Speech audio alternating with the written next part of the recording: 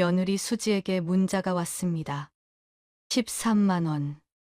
그리고 며느리의 계좌번호가 적혀 있었어요.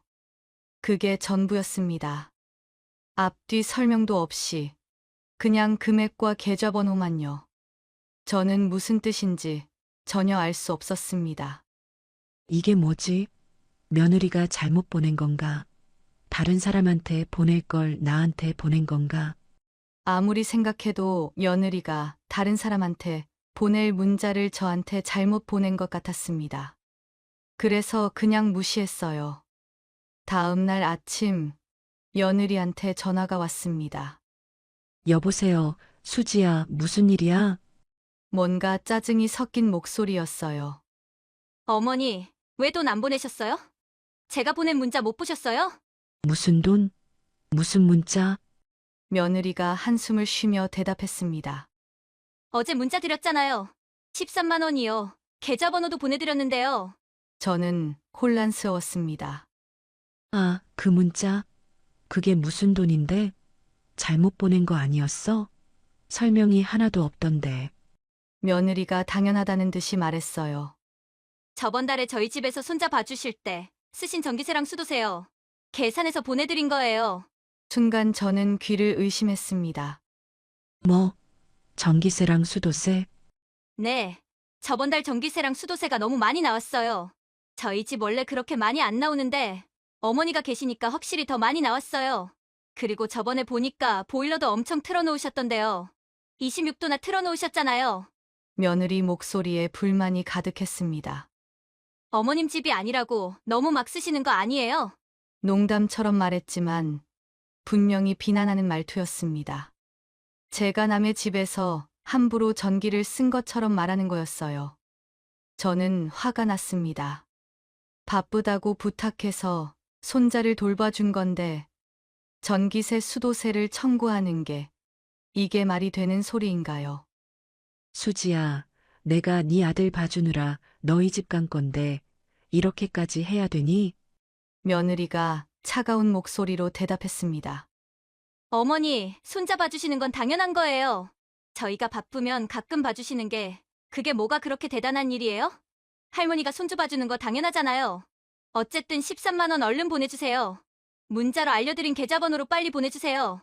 이 모든 일이 어떻게 시작되었는지 그 이야기를 처음부터 들려드릴게요. 안녕하세요. 저는 올해 67살 김은주입니다. 남편 영식과 함께 경기도의 작은 아파트에서 살고 있어요. 저희 부부는 작은 반찬 가게를 운영하고 있습니다. 예전에는 매일 가게 문을 열고 바쁘게 살았지만 이제는 단골 손님 위주로만 장사를 해요. 아들 현우도 결혼했고 저희 부부는 노후 자금도 제법 모아뒀습니다. 그래서 요즘은 시간 여유가 많아졌어요. 반찬 가게는 예약이 있거나 명절 때만 문을 열고 평소에는 남편과 함께 여행도 다니고 편안하게 지내고 있죠. 어느 월요일 아침이었습니다. 저는 남편과 함께 놀러 갈 준비를 하고 있었어요. 오랜만에 날씨도 좋고 근처 식물원에 가기로 했거든요. 여보, 준비 다 됐어. 차 막히기 전에 우리 일찍 출발하자. 남편이 현관에서 신발을 신으며 말했습니다. 저도 가방을 챙기고 있었어요. 응, 거의 다 했어. 도시락도 챙겼고 물도 챙겼어. 그때 핸드폰이 울렸습니다. 며느리 수지였어요. 아침 일찍 전화가 오다니 무슨 일인가 싶었습니다. 혹시 누가 다친 게 아닌가 걱정이 됐어요. 여보세요, 수지야. 전화 너머로 며느리의 다급한 목소리가 들렸어요. 어머니, 오늘 급히 손자 좀 봐주실 수 있을까요? 정말 급해요.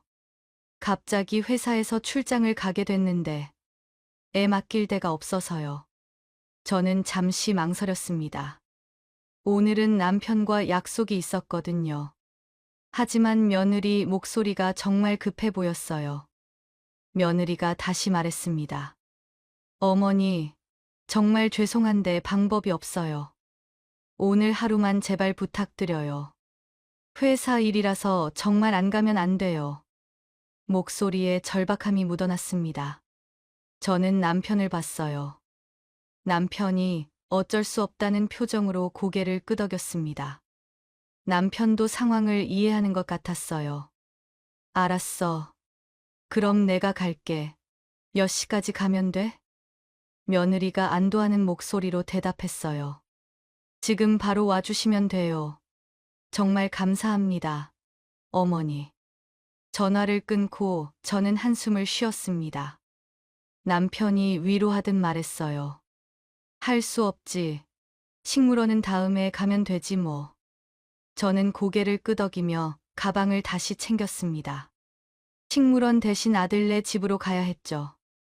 미안해, 여보. 다음에 꼭 가자. 남편이 웃으며 대답했습니다. 괜찮아. 우리 손자 보러 가는 거잖아. 저는 서둘러 준비를 하고 아들네 집으로 향했어요. 차로 30분 정도 걸렸습니다. 길이 막히지 않아서 다행이었어요. 도착하니 며느리 수지가 급하게 준비하고 있었어요. 어머니, 정말 감사하고 급하게 불러서 죄송해요. 정말 어쩔 수가 없었어요. 며느리가 서둘러 말하며 가방을 챙겼습니다. 아들 현우도 옆에서 정장을 입고 있었어요. 둘 다 정말 급한 것 같았습니다. 엄마, 오늘 하루만 부탁해요. 저녁에 일찍 들어올게요. 저는 손자를 안아들었습니다. 이제 돌이 지난 귀여운 아기였어요. 알았어. 걱정하지 말고 다녀와. 민준이는 내가 잘 볼게. 며느리와 아들이 서둘러 집을 나갔습니다. 저는 손자를 안고 거실에 앉았어요. 손자가 웃으며 제 얼굴을 만졌습니다. 귀여웠지만 한편으로는 아쉬웠어요. 오늘 남편과의 약속을 취소해야 했으니까요. 하지만 어쩔 수 없었습니다. 손자를 돌봐줘야 했으니까요. 저는 손자에게 분유를 먹이고 함께 놀아주며 시간을 보냈습니다. 오후가 되자 손자는 낮잠을 잤어요. 저는 그 사이에 집안을 정리했습니다. 설거지도 하고 바닥도 닦았죠. 오늘 하루만 봐달라고 했으니까 저녁에 집에 갈 수 있어. 저는 그렇게 생각하며 손자를 돌봤습니다. 손자가 깨어나자 다시 놀아주고 저녁이 되어서야 잠시 쉴 수 있었어요. 소파에 앉아서 텔레비전을 봤습니다. 저녁 6시가 됐는데 며느리한테서 전화가 왔습니다. 이제 곧 들어온다는 연락일 거라고 생각했죠. 저도 집에 가서 편하게 쉬고 싶었거든요. 여보세요, 수지야. 언제 들어와? 곧 오는 거지? 하지만 며느리의 대답은 예상 밖이었습니다. 어머니, 죄송한데요. 일정이 좀 길어질 것 같아요. 저는 깜짝 놀랐어요. 뭐, 길어진다고? 며느리가 미안한 목소리로 말했습니다. 네, 출장이 생각보다 길어져서요. 이번 주 금요일까지 좀 봐주시면 안 될까요? 정말 죄송해요. 금요일이라고요? 오늘이 월요일인데 금요일까지면 5일이나 되는 거였어요. 수지야, 그건 너무 갑작스러운데. 며느리가 다급하게 말했습니다. 어머니, 정말 죄송해요. 저도 어쩔 수 없어요. 제발 부탁드려요. 저는 난감했습니다. 하지만 거절할 수도 없었어요. 손자를 맡길 데가 없다는데 제가 안 봐주면 어떡하겠어요. 친정엄마도 멀리 계시고 다른 방법이 없는 것 같았습니다. 알았어. 금요일까지 봐줄게. 대신 금요일에는 꼭 와야 돼. 며느리가 안도하며 말했습니다. 정말 감사해요. 어머니, 금요일 저녁에 바로 갈게요. 정말 죄송하고 감사해요. 전화를 끊고 저는 한숨을 쉬었습니다. 오늘 하루만 봐주면 되는 줄 알았는데 거의 일주일이나 봐줘야 하다니요. 집으로 전화를 걸어 남편에게 상황을 설명했어요. 여보, 나 금요일까지 여기 있어야 할 것 같아. 며느리가 출장이 길어졌대. 남편이 놀라며 물었습니다. 금요일까지? 그럼 거의 일주일이나 되잖아. 당신 혼자서 괜찮겠어? 저도 한숨을 쉬며 대답했어요. 나도 알아. 근데 어쩌겠어. 손자 맡길 데가 없다는데 내가 봐줘야지. 남편이 걱정스럽게 말했습니다. 당신 힘들 텐데 괜찮겠어. 옷이랑 필요한 거 가져다 줄까?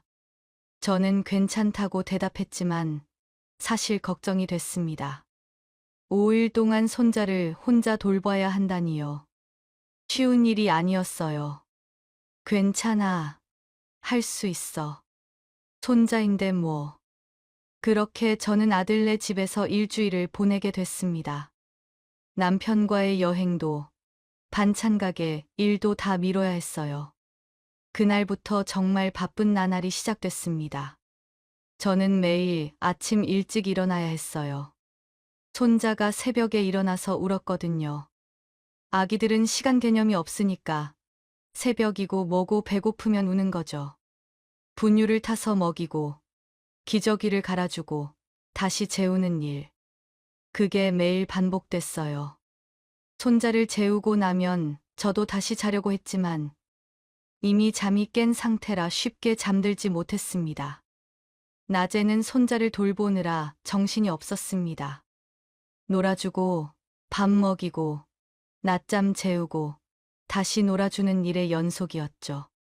손자가 웃을 때마다 귀여웠지만 몸은 점점 힘들어졌어요. 손자가 낮잠을 잘 때 잠깐 쉴 수 있었지만 그 시간에는 집안일을 해야 했습니다. 설거지, 청소, 빨래까지요. 며느리 집이니까 깨끗하게 유지해야 한다고 생각했거든요. 제가 있으면서 집이 지저분해지면 안 될 것 같았죠. 청소기를 돌리고 걸레질도 하고 화장실도 닦았습니다. 손자 옷도 빨아서 널고 손자가 쓴 젖병들도 닦고 소독까지 했어요. 이틀째 되는 날, 저는 정말 피곤했습니다. 제대로 잠도 못 자고 쉴 틈도 없었거든요. 온몸이 쑤시고 아팠어요. 허리도 아프고 다리까지 저렸습니다. 남편한테 전화를 걸었어요. 여보, 나 정말 힘들어. 손자 돌보는 게 이렇게 힘든 줄 몰랐어. 남편이 걱정스럽게 말했습니다. 당신 너무 무리하지 마. 건강 챙겨야지. 너무 힘들면 내가 가서 도와줄까? 저는 괜찮다고 대답했지만 사실 몸이 너무 힘들었어요. 요즘에 갑자기 날씨가 추워졌습니다. 밤에 기온이 뚝 떨어지더라고요. 손자가 감기에 걸릴까봐 걱정이 됐어요. 저는 보일러 온도를 올렸습니다. 집이 따뜻해야 손자가 안 아프지. 감기 걸리면 큰일이야. 온도를 26도로 맞췄어요. 손자가 편하게 지낼 수 있도록요. 아기는 체온 조절이 잘 안 되니까 따뜻하게 해줘야 한다고 들었거든요. 밤에는 손자가 자주 깼습니다. 밤중에도 몇 번씩 일어나서 우유를 먹이고 달래줘야 했어요. 기저귀도 자주 갈아줘야 했고요. 손자를 안고 흔들며 재웠습니다. 등이 아프고 팔이 저렸지만 참아야 했죠. 손자가 잠들 때까지 계속 안고 있어야 했어요. 나흘째 되는 날, 저는 거울을 봤어요. 얼굴이 많이 피곤해 보였습니다. 눈 밑에 다크서클이 생겼고 머리도 푸석해졌어요. 내가 이렇게 됐네. 완전히 할머니가 다 됐어. 한숨을 쉬며 세수를 했습니다. 하지만 계속 손자를 돌봐줘야 했어요. 불평할 수도 없었습니다. 드디어 금요일이 됐습니다. 오늘 저녁이면 며느리와 아들이 돌아온다는 생각에 조금 안도했어요. 이제 집에 갈 수 있다는 생각에 기분이 좀 나아졌습니다. 저는 집을 깨끗이 정리했습니다. 청소기도 돌리고 걸레질도 하고 설거지도 다 해놨어요. 손자도 목욕시키고 깨끗한 옷을 입혔습니다. 며느리가 돌아왔을 때 손자가 예쁘게 보이도록요. 저녁 8시쯤 현관문이 열렸습니다. 며느리와 아들이 들어왔어요. 저는 반가웠습니다. 어머니, 저희 다녀왔어요. 고생 많으셨죠? 며느리가 인사하며 들어왔습니다. 저는 피곤했지만 웃으며 맞았어요. 왔니? 수고했어. 출장 잘 다녀왔어? 며느리가 집 안을 둘러보더니 갑자기 얼굴을 찌푸렸습니다. 어머, 왜 이렇게 더워요? 그리고는 거실 온도계를 보더니 놀란 표정을 지었어요. 제가 보일러를 26도로 해놨거든요. 어머니, 보일러를 왜 이렇게 세게 틀어놓으셨어요? 이건 너무 높은 거 아니에요? 저는 당황했습니다. 아기가 추울까봐. 요즘 날씨가 추워졌잖아. 밤에 되게 추워. 며느리가 보일러 온도를 낮추며 말했어요. 어머니, 그래도 이건 너무 높아요. 전기세 엄청 나오겠네요. 저희는 평소에 24도로 하거든요. 전기세라고요? 저는 아기를 위해서 온도를 올린 건데 며느리는 전기세를 걱정하는 거예요. 자식 건강보다 돈이 더 중요한가 싶었습니다. 그때 아들 현우가 옆에서 말했어요. 엄마, 일주일 동안 고생 많으셨어요. 정말 감사해요. 그나마 아들은 고맙다고 했습니다. 저는 억지로 웃으며 대답했어요. 괜찮아. 손자인데 뭐. 잘 있었어. 며느리가 손자를 안아들며 말했습니다. 어머니, 정말 감사했어요. 덕분에 일 잘 마쳤어요. 형식적인 인사였습니다. 진심이 담긴 것 같지는 않았어요. 그냥 해야 하니까 하는 인사 같았습니다. 저는 짐을 챙겨서 집으로 돌아갈 준비를 했습니다. 빨리 집에 가서 쉬고 싶었거든요. 남편도 보고 싶고 제 침대에서 자고 싶었어요. 그럼 나 갈게. 아들이 현관까지 배웅해줬어요. 엄마, 조심히 들어가세요. 정말 감사했어요. 다음에 맛있는 거 사드릴게요. 저는 고개를 끄덕이고 집으로 향했습니다. 택시를 타고 집으로 가는 길, 저는 정말 지쳐 있었어요. 집에 도착하니 남편이 반갑게 맞아줬어요. 여보, 고생 많았어. 많이 힘들었지. 얼굴이 완전히 피곤해 보여. 저는 남편을 보자마자 눈물이 날 것 같았습니다. 정말 힘들었어. 일주일 동안 잠도 제대로 못 잤어. 남편이 저를 안아주며 말했어요. 이제 푹 쉬어. 내가 저녁 차려놨어. 저는 고마웠습니다. 남편이 있어서요. 그날 밤, 저는 오랜만에 푹 잤습니다. 일주일 만에 제대로 자는 거였어요. 일주일간의 육아가 끝나고 저는 일상으로 돌아왔습니다. 남편과 함께 밀린 집안일도 하고 반찬 가게도 운영하며 평범하게 지냈어요. 반찬 가게 일이 바빠서 손자 돌봐준 일은 점점 기억에서 희미해졌습니다. 한 달쯤 지났을 때였습니다. 어느 날 오후, 저는 남편과 함께 텔레비전을 보고 있었어요. 핸드폰이 울려서 확인했습니다. 며느리 수지에게서 온 문자였어요. 내용을 보고 저는 눈을 의심했습니다. 13만 원. 그리고 며느리의 계좌번호가 적혀 있었어요. 그게 전부였습니다. 앞뒤 설명도 없이 그냥 금액과 계좌번호만요. 무슨 뜻인지 전혀 알 수 없었습니다. 이게 뭐지? 갑자기 무슨 13만 원. 저는 문자를 다시 읽어봤습니다. 13만 원이라는 숫자와 계좌번호만 덩그러니 있었어요. 며느리가 잘못 보낸 건가? 다른 사람한테 보낼 걸 나한테 보낸 건가? 아무리 생각해도 며느리가 다른 사람한테 보낼 문자를 저한테 잘못 보낸 것 같았습니다.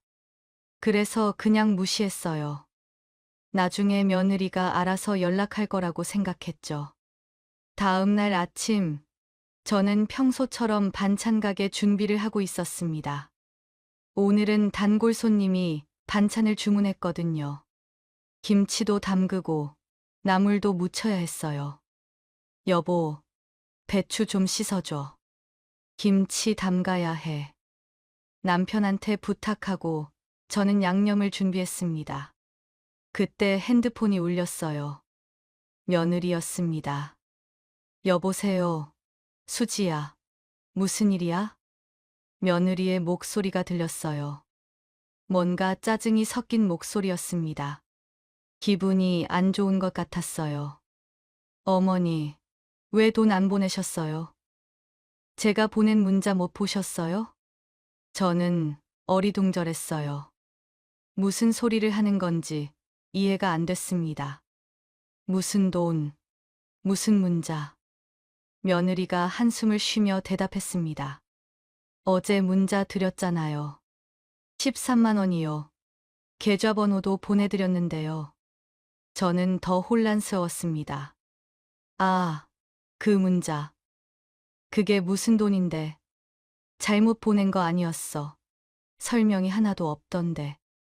며느리가 당연하다는 듯이 말했어요. 저번 달에 저희 집에서 손자 봐주실 때 쓰신 전기세랑 수도세요. 계산해서 보내드린 거예요. 순간 저는 귀를 의심했습니다. 전기세와 수도세라고요. 손자 봐준 건데 저한테 전기세 수도세를 청구하다니요. 뭐, 전기세랑 수도세. 며느리가 당연하다는 듯이 말을 이어갔습니다. 네. 저번 달 전기세랑 수도세가 너무 많이 나왔어요. 저희 집 원래 그렇게 많이 안 나오는데 어머니가 계시니까 확실히 더 많이 나왔어요. 저는 말문이 막혔습니다. 그리고 저번에 보니까 보일러도 엄청 틀어놓으셨던데요. 26도나 틀어놓으셨잖아요. 며느리가 계속 말했어요. 목소리에 불만이 가득했습니다. 어머님 집이 아니라고 너무 막 쓰시는 거 아니에요? 농담처럼 말했지만 분명히 비난하는 말투였습니다. 제가 남의 집에서 함부로 전기를 쓴 것처럼 말하는 거였어요. 저는 화가 났습니다. 바쁘다고 부탁해서 손자를 돌봐준 건데 전기세 수도세를 청구하는 게 이게 말이 되는 소리인가요? 수지야, 내가 네 아들 봐주느라 너희 집 간 건데 이렇게까지 해야 되니? 며느리가 차가운 목소리로 대답했습니다. 어머니, 손자 봐주시는 건 당연한 거예요. 저희가 바쁘면 가끔 봐주시는 게 그게 뭐가 그렇게 대단한 일이에요? 할머니가 손주 봐주는 거 당연하잖아요. 당연하다고요. 제가 일주일 동안 잠도 못 자고 손자를 돌본 게 당연하다고요. 새벽에 일어나서 우유 먹이고 기저귀 갈아주고 밤새 안고 달래준 게 당연한 일이라니요. 어쨌든 13만 원 얼른 보내주세요. 문자로 알려드린 계좌번호로 빨리 보내주세요. 며느리가 전화를 끊어버렸습니다. 일방적으로 끊어버린 거예요. 저는 핸드폰을 들고 멍하니 서 있었어요. 믿을 수가 없었습니다. 이런 일이 실제로 있을 수 있나요? 남편이 부엌에서 나오며 물었습니다. 누구 전화야? 표정이 왜 그래? 무슨 일 있어?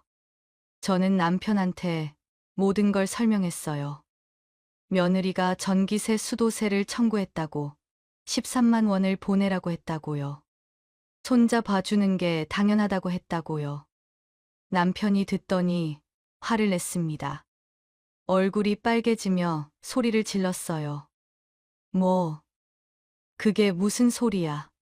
미친 거 아니야? 남편도 믿을 수 없다는 표정이었어요. 손에 들고 있던 대추를 탁 내려놓으며 화를 냈습니다. 당신이 일주일 동안 손자 봐준 건데 전기세 청구를 해. 세상에 그런 며느리가 어디 있어?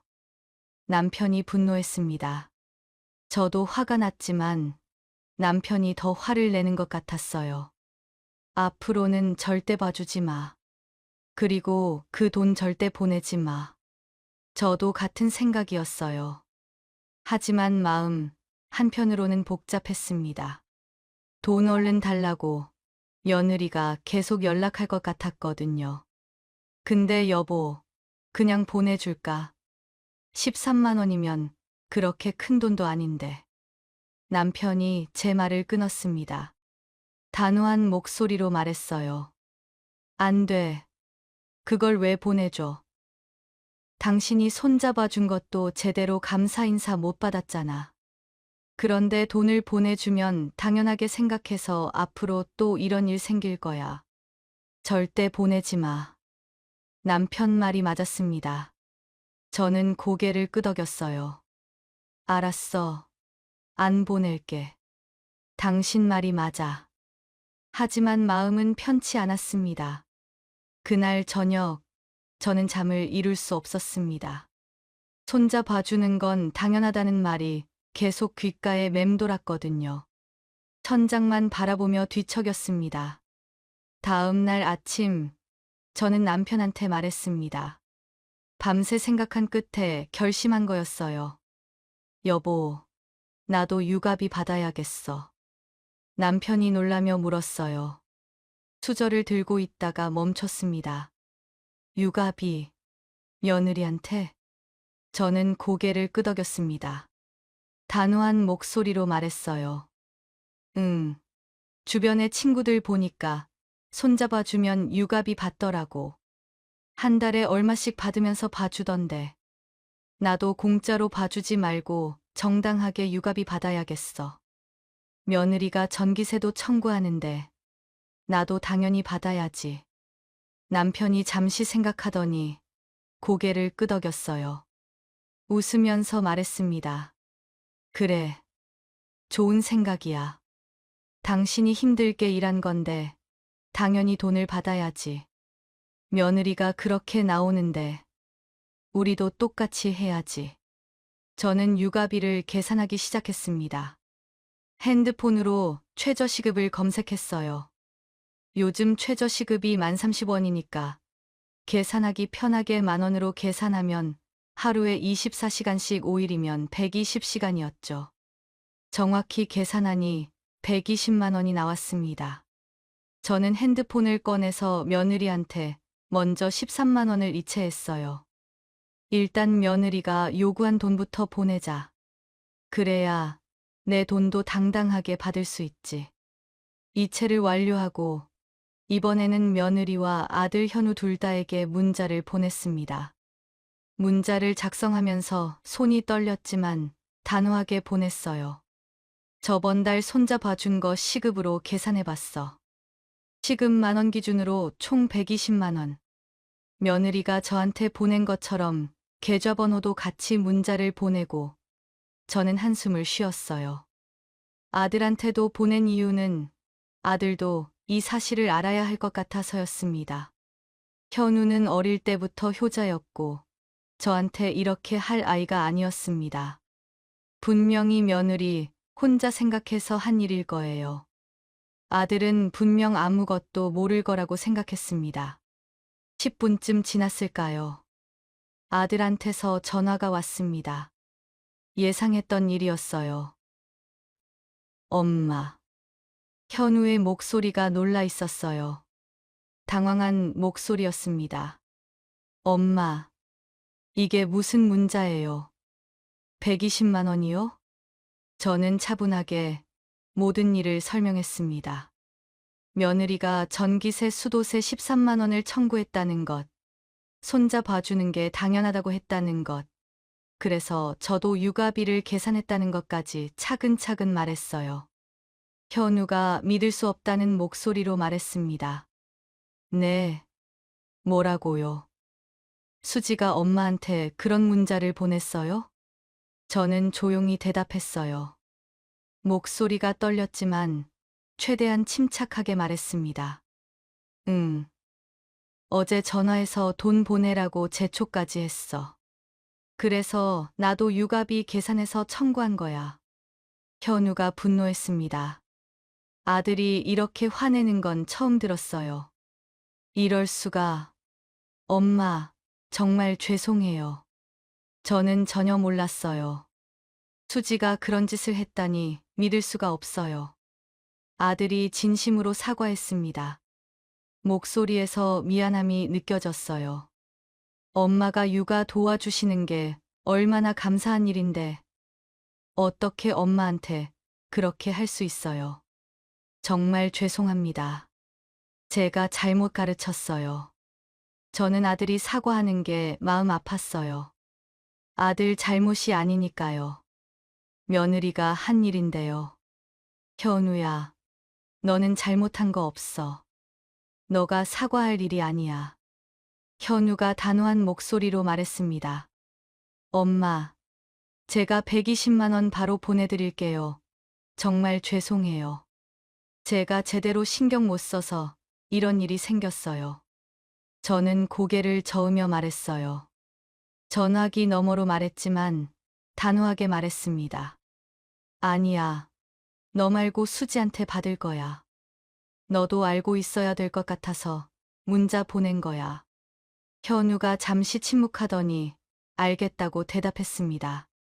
한숨 쉬는 소리가 들렸어요. 알겠어요, 엄마. 제가 수지한테 얘기할게요.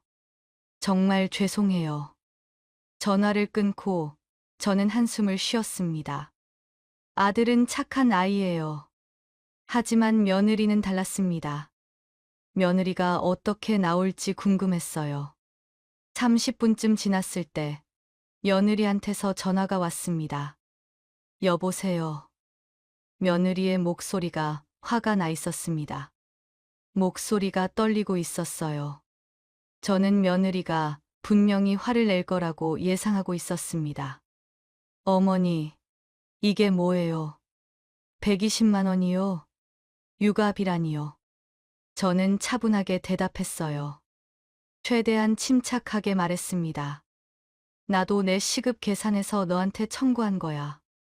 내 시간 써서 손자 봐줬으니까 너도 정당하게 돈 지불해야지. 너도 나한테 전기세 청구했잖아. 며느리가 씩씩거리며 말했습니다. 숨소리가 거칠게 들렸어요. 어떻게 육아를 돈으로 계산해요? 손주 보는 걸 어떻게 돈으로 계산하는 거예요? 저는 며느리한테 되물었어요. 단호하게 말했습니다. 너는 전기세, 수도세 계산해서 나한테 청구했잖아. 나도 똑같이 한 건데 뭐가 문제야?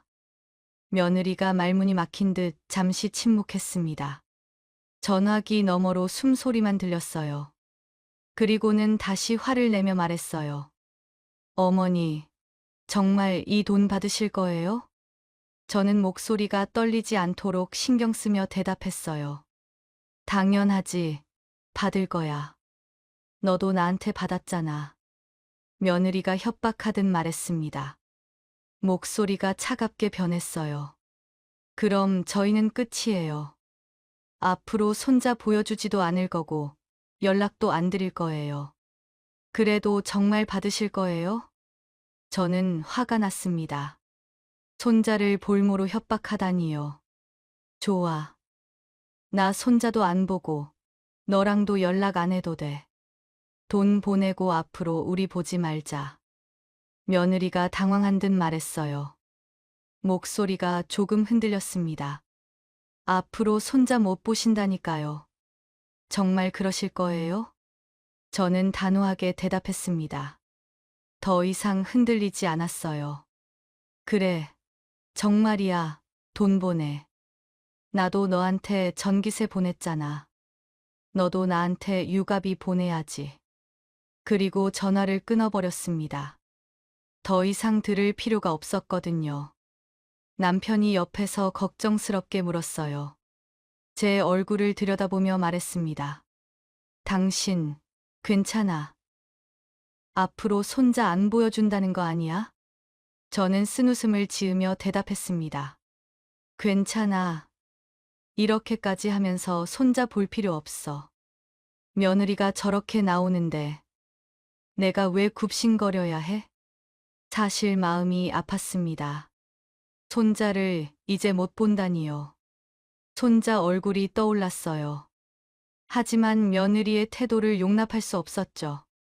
30분쯤 지났을 때 핸드폰에 알림이 왔습니다. 120만 원이 입금됐다는 메시지였어요. 돈이 들어왔네. 결국 보냈어. 저는 핸드폰을 남편한테 보여줬습니다. 남편이 한숨을 쉬며 말했어요. 결국 보냈네. 며느리도 할 말이 없었나 봐. 저는 복잡한 심정이었습니다. 돈은 받았지만 기분이 좋지 않았어요. 이런 식으로 받고 싶지 않았거든요. 손자도 못 보게 됐고요. 여보, 내가 잘한 걸까? 이렇게까지 해야 했을까?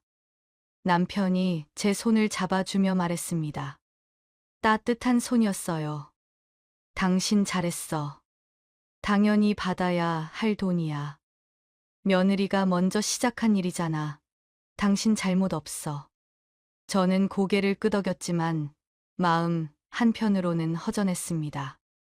며칠이 지났습니다. 저는 남편과 함께 평소처럼 지냈어요. 하지만 마음 한편으로는 계속 손자 생각이 났습니다. 밤에 잠들기 전에도 손자 얼굴이 떠올랐어요. 어느 날 저녁 아들 현우한테서 전화가 왔어요. 며칠 만에 연락이었습니다. 엄마, 저 현우예요. 현우의 목소리가 조심스러웠습니다. 뭔가 말하기 어려운 일이 있는 것 같았어요. 응, 무슨 일이야? 현우가 말했습니다. 천천히, 조심스럽게요.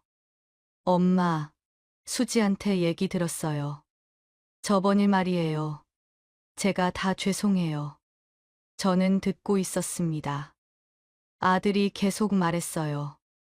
제가 수지한테 꼭 사과하라고 했어요. 진심으로 사과하라고요. 아마 며칠 안에 엄마한테 사과 전화 드릴 거예요. 저랑 약속했으니까 조금만 기다려주세요. 아들이 이렇게까지 하니까 저도 화가 조금 수그러들었어요. 아들이 중간에서 얼마나 힘들까요? 알았어. 기다려볼게. 근데 현우야, 너무 무리하지 마. 너 잘못이 아니야. 아들이 안도하며 말했습니다. 목소리가 조금 밝아졌어요. 감사해요. 엄마, 정말 죄송해요. 전화를 끊고 저는 남편한테 말했어요. 며느리가 사과한대. 아들이 시켰나 봐. 남편이 코웃음을 쳤습니다. 믿지 않는다는 표정이었어요. 진심으로 할까? 아들이 시켜서 하는 거겠지. 진심이 담길 리가 없어. 저도 그렇게 생각했지만 그래도 기대해봤습니다. 혹시 며느리가 진심으로 사과하면 관계가 나아질 수도 있잖아요. 다음 날 오후 정말로 며느리한테서 전화가 왔어요. 어머니, 저번 일은 제가 죄송했어요. 제가 잘못 생각했어요. 뭔가 이상했습니다. 분명 사과하는 말이었지만 말투가 이상했어요. 마치 누가 시켜서 억지로 하는 것 같았죠. 감정이 전혀 담겨 있지 않았어요. 어머니, 제가 생각이 짧았어요. 그렇게 말씀드리면 안 됐는데 죄송합니다. 진심이 하나도 담겨 있지 않았어요. 형식적인 사과였습니다. 마치 대본을 읽는 것 같았어요. 저는 짜증이 났습니다. 이런 사과는 받고 싶지 않았거든요. 그래, 알았어. 짧게 대답하고 전화를 끊어버렸습니다. 며느리가 더 말하려고 했지만 듣고 싶지 않았어요. 형식적인 사과는 사과가 아니니까요. 남편이 물었습니다. 제 표정을 보며요. 사과했어. 며느리 목소리는 어땠어? 저는 고개를 끄덕이며 대답했어요. 한숨을 쉬면서요. 사과는 했는데 말투가 억지로 하는 것 같았어. 진심이 아니고 누가 시켜서 하는 사과였어. 남편이 한숨을 쉬며 말했습니다. 역시나 그렇다는 표정이었어요. 내가 그럴 줄 알았어. 요즘 며느리들은 다 그래. 시어머니를 우습게 봐. 진심으로 사과할 리가 없지. 저도 그렇게 생각했습니다. 며느리는 진심으로 사과한 게 아니었어요. 그냥 우리끼리 살자, 여보. 며느리 신경 쓰지 말고. 남편이 고개를 끄덕였어요. 그렇게 저희 부부는 다시 일상으로 돌아갔습니다. 여행도 다니고 반찬 가게도 운영하며 평범하게 지냈어요. 단골 손님들과 이야기도 나누고 남편과 산책도 다녔습니다. 손자 생각은 가끔 났지만 며느리 생각을 하면 마음이 불편했습니다. 그래서 애써 잊으려고 노력했어요. 손자 사진도 보지 않으려고 했습니다. 며느리와의 관계는 여전히 어색했고 연락도 거의 하지 않았어요. 아들한테서만 가끔 연락이 왔지만 며느리 얘기는 하지 않았습니다. 몇 주가 지난 어느 주말 아침이었습니다. 저와 남편은 아침을 먹고 있었어요. 여보, 오늘 날씨 좋네. 우리 공원 갈까? 오랜만에 산책하자. 남편이 창밖을 보며 말했습니다. 햇살이 정말 좋았어요. 저도 고개를 끄덕였어요. 좋지. 오랜만에 산책하자. 그때 초인종이 울렸습니다. 주말 아침부터 누가 왔나 싶어서 현관으로 갔어요. 문을 열어보니 아들 현우와 며느리 수지가 서 있었습니다. 수지가 손자를 안고 있었어요. 너네가 갑자기 왜 온 거야? 저는 놀라서 물었습니다. 미리 연락도 없이 갑자기 찾아오다니요. 무슨 일이 있나 싶었어요. 현우가 미안한 표정으로 말했습니다. 얼굴이 피곤해 보였죠. 엄마, 갑자기 찾아와서 죄송해요. 연락도 못 드리고. 수지가 얼굴을 찌푸리면서 불편한 표정으로 말했어요. 저희 집 옆집이 지금 공사하고 있어서 집이 너무 시끄러워요. 새벽부터 드릴 소리가 나서 도저히 못 있겠어요. 오늘 하루만 어머니 집에 잠깐 있어도 될까요? 저는 당황했습니다. 오늘은 남편과 나들이 가기로 했는데요. 갑자기 말도 없이 이렇게 찾아오면 어떡해. 오늘 나 남편이랑 나가기로 했는데. 현우가 사과했습니다. 정말 미안해 보였어요. 죄송해요, 엄마. 도저히 집에 못 있겠어요. 민준이도 계속 울고. 오늘 하루만 신세 져도 될까요? 저는 아들 말을 듣고 들어오라고 하려고 했어요. 아들이 힘들어 보였거든요. 하지만 그때 며느리가 말했습니다. 어머니, 저도 여기 오기 싫었는데 억지로 오는 거예요.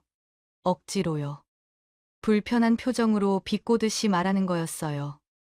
목소리에 짜증이 가득했습니다. 순간 저는 화가 치밀었습니다. 억지로 온다고요. 그럼 오지 말지. 왜 여기까지 와서 그런 말을 하나요? 그럼 오지 마. 억지로 올 필요 없어. 아무도 너한테 이 집에 오라고 안 했어. 며느리가 놀란 표정을 지었습니다. 예상 못한 대답이었나 봐요. 네. 뭐라고요? 저는 단호하게 말했어요. 더 이상 참을 수 없었습니다. 나 오늘 나가야 되니까 이 집에 절대 못 들어와. 나 약속 있어. 며느리가 한마디를 더 했습니다. 비꼬는 말투로요. 그럼 어머니 나가고 저희끼리 어머니 집에 있으면 되잖아요. 제가 민준이 보는 거니까. 이번에는 육아비도 안 들고 얼마나 좋아요. 어머니도 좋으시잖아요. 돈 얘기를 또 꺼내는 거였어요. 저는 참을 수 없었습니다. 화가 폭발했죠. 김수지, 너 말 그렇게 하지 마. 말투 고쳐. 어른한테 그게 무슨 말투야. 목소리가 높아졌어요. 저도 모르게 소리를 질렀습니다. 너 말투 고칠 때까지 이 집에 못 들어와. 당장 가. 그리고 현관문을 쾅 닫아버렸습니다. 더 이상 참을 수 없었거든요. 문 밖에서 아들과 며느리가 싸우는 소리가 들렸어요. 크게 다투는 소리였습니다. 너 말을 왜 그렇게 해? 현우가 수지한테 화를 내는 소리였습니다. 아니, 어머니가 먼저 짜증나게 했잖아. 시간도 많으면서 괜히 안 된다고 하잖아. 수지가 대꾸하는 소리도 들렸어요. 목소리가 날카로웠습니다. 저는 더 듣고 싶지 않았습니다. 가슴이 아팠어요.